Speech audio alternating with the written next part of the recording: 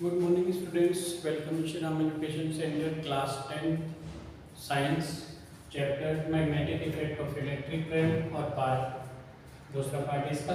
First part में आपने magnetic field किया था, मैग्नेटिक फील्ड लाइन किया था, मैग्नेटिक फील्ड लाइन प्रॉपर्टीज की थी and the next concept magnetic field. Magnetic field due to a current carrying conductor, एक करंट कैरिंग कंडक्टर है, इसके आसपास भी एक मैग्नेटिक फील्ड जनरेट हो जाता है, तो वो क्या होगा, कैसे होगा, क्या शेप होगी, कैसे फंक्शन करेगा, वो सब कंडीशन आती है इसमें। तो एक रूल से देखो, magnetic field due to a current carrying conductor when electric current flow through a metallic conductor, जब एक मेटालिक कंडक्टर से इलेक्ट्रिक करंट को फ्लो किया जाता है, a magnetic field produce around it, और उसके चारों साइड एक मैग्नेटिक फील्ड प्रोड्यूस हो जाएगा। सपोज ये एक वायर है और इसमें आपने मेटालिक वायर, इसमें आपने करंट फ्लो किया, स्विच ऑन किया, इसके अंदर करंट फ्लो हो गया, तो इसके चारों साइड एक मैग्नेटिक फील्ड प्रोड्यूस हो जाएगा। तो जैसे इसमें करंट फ्लो होता है, इसके चारों साइड मैग्नेटिक फील्ड प्रोड्यूस होता है। तो when electric current flow through a metallic conductor, a magnetic field produce around it, और the pattern of magnetic field produced by a current carrying conductor depend on its shape. उसके चारों side जो magnetic field generate होगा जब आपने इसके अंदर current flow कराया, तो वो इसकी शेप पर डिपेंड करता है, it depend on its shape. So different magnetic field patterns produced by current carrying conductor of different shape. तो अलग-अलग शेप्स होंगे जिनके अंदर करंट हो सकता है कि कोई सर्कुलर वायर हो, उसके अंदर कैसा मैग्नेटिक फील्ड जनरेट होगा, सर्कुलर ही होगा, मतलब या जैसा भी होगा वो भी स्टडी करेंगे।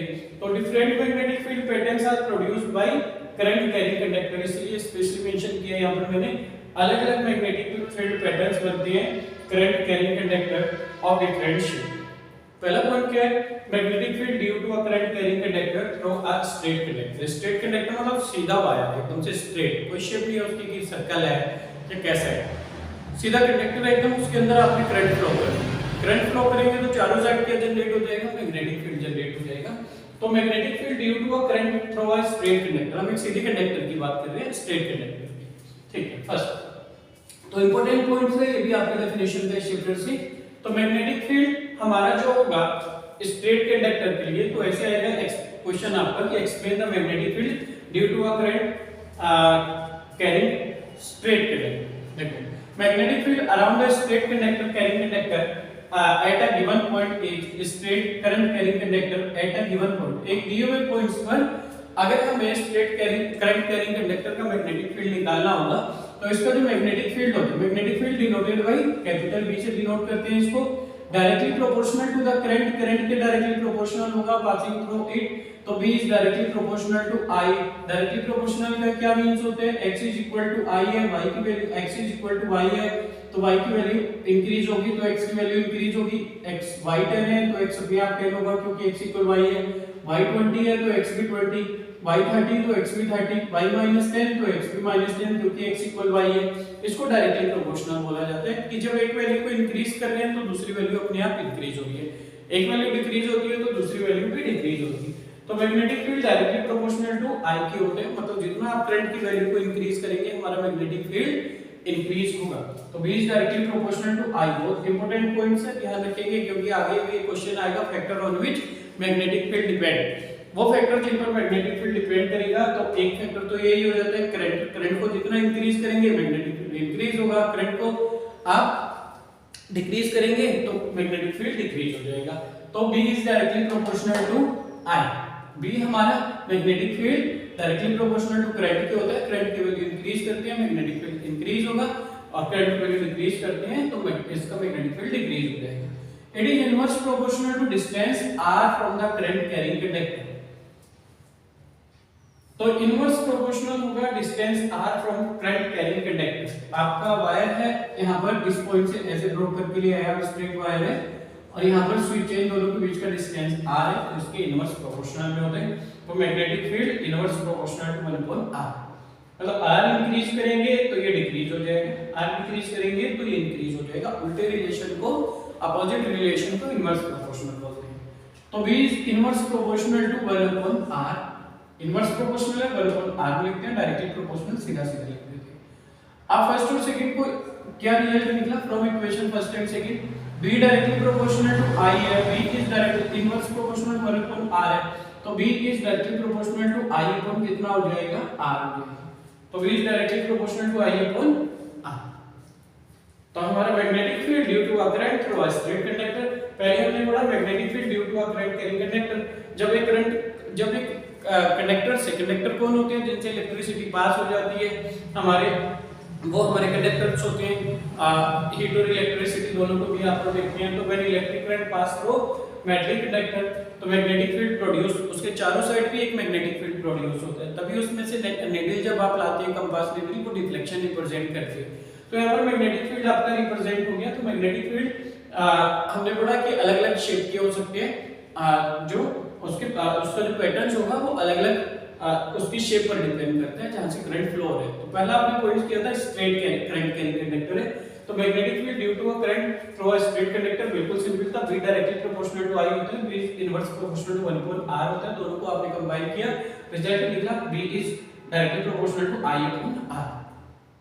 तो हमारा मैग्नेटिक फील्ड किस किस पर डिपेंड करता है, क्लियर है, डायरेक्टली प्रोपोर्शनल टू I, तो I की वैल्यू को आप इंक्रीज करते हैं, मैग्नेटिक फील्ड इंक्रीज होता है, डायरेक्टली प्रोपोर्शनल सीधा सीधा रिलेशन होता है।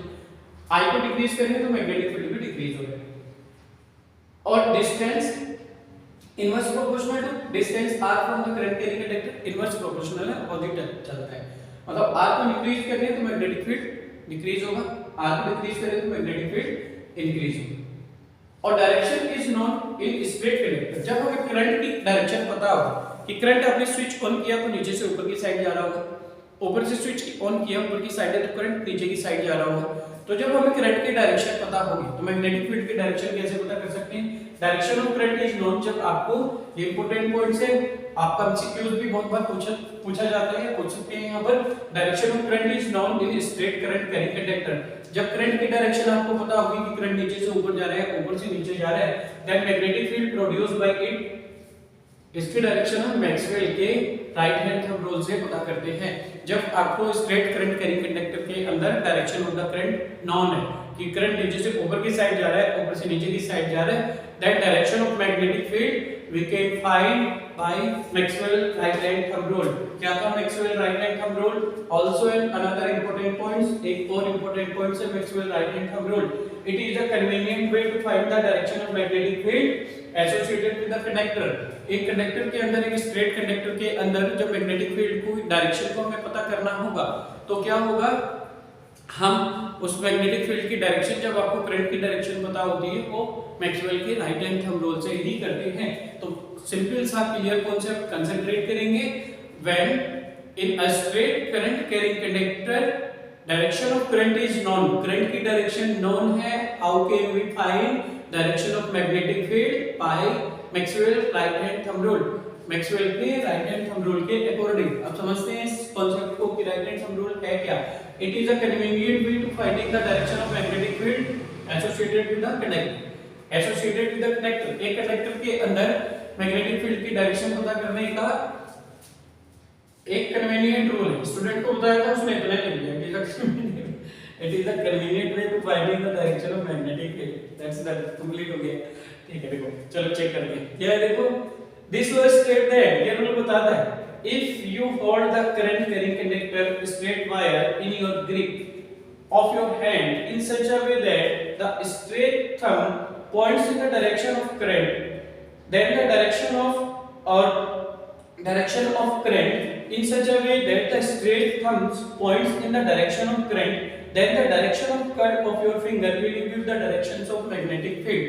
अगर सपोज आपको पता है कि आपका ये करंट कैरिंग कंडक्टर है और मुझे पता है कि मैं अभी मैक्सवेल का थंब रूल कहां पे यूज करते हैं, जहां पर आपको करंट की डायरेक्शन पता है, नीचे से ऊपर की साइड जा रहा है, सपोज मैंने इसको ऐसे पकड़ा, अब ये थंब किसको रिप्रेजेंट कर रहा है कि करंट मेरे डाउन से अप साइड जा रहा है, और ये कर्ल ऑफ द फिंगर, ये कर्ल ऑफ द फिंगर, ये जो फिंगर का मेरा घुमाव, ये किसको रिप्रेजेंट करता है कि डायरेक्शन ऑफ मैग्नेटिक फील्ड कैसा हो रहा है, क्लॉकवाइज ऐसे घूम रहा है। अगर मैं इसको, मेरा करंट, मेरा स्विच ऊपर है, मैंने ऊपर से ऑन किया, करंट डायरेक्शन है डाउन साइड, करंट की डायरेक्शन डाउन साइड है, तो मैं इसको ऐसे पकड़ूंगा, ऐसे। हम मेरा डाउन साइड है व्हिच इज रिप्रेजेंट जो नीचे की साइड रिप्रेजेंट करता है। अब फिंगर का घुमाव मेरा कैसे हो गया, ऐसे हो गया, तो direction of magnetic field anti clockwise हो गया। क्लियर? जब आपको पता है कि मेरा स्विच नीचे है, मैंने ऑन किया, करंट का डायरेक्शन ऊपर की साइड हो गया, तो we know the direction of current here. और आपने इसको अपने ग्रिप में पकड़ा ऐसे और direction of current up side है तो हमको ऊपर किया, ठीक क्या हो, ठीक है, ऐसे किया तो current direction is up side. तो ग्रिप ये क्या बताता है, ये बताता है आपको this direction of magnetic field is clockwise. और जब हमें पता है कि स्विच ऊपर की साइड है, ऊपर से आपने ऑन किया इसको ऐसे और थंब मेरा डाउन साइड है, तो ये grip is show the direction of magnetic field anti clockwise. तो ये था आपका मैक्सवेल रूल। तो this law stated if you hold the current carrying straight wire in your grip in your hand in such a way that the straight thumb points in the direction of current, then direction of current of your finger जैसे मैंने बताया will give you the direction of magnetic field। या ऐसे भी बोल सकते हैं if we consider driving a corkscrew कैसा होता है, ऐसा बाल पे, और उसको एक पेचकस डिवाइस होती है, ऐसे छोटा सा इंस्ट्रूमेंट होता है, उसको ऐसे घुमा के ऐसे बॉल के अंदर उसको लगाया जाए तो कैसे घूमता है वो, इस टाइप से घूमेगा, ठीक है। जब आप इसको घुमाएंगे तो ये ऐसे रोटेट होगा। तो यहाँ पर if we consider driving a corkscrew in the direction of current, कि आपने ऐसे अज्यूम किया कि कॉर्कस्क्रू बॉल के अंदर जा रहा है तो डायरेक्शन कैसी है करंट की, इनसाइड बॉल के अंदर, तो डायरेक्शन इनसाइड हो गया। तो direction of current then the direction of rotation होता है ऐसे, then the direction of rotation of corkscrew is the direction of magnetic field. तो उसका मैग्नेटिक फील्ड का डायरेक्शन कैसा होगा, clockwise, then the direction of magnetic field. और this rule is also known as Maxwell corkscrew rule, क्योंकि screw का example दिया था इसलिए इसको मैक्सवेल कॉर्कस्क्रू रूल बोला जाता है। तो if you consider driving a corkscrew in the directions of current, then the direction of rotation of corkscrew is the direction of magnetic field. So this rule is also known as Maxwell corkscrew rule. That's the second part of this concept. I hope clear हुआ होगा, बहुत अच्छे से clear हुआ होगा। और if any doubts, little doubt, small doubt, छोटा सा doubt, direct comment me. I will explain it complete.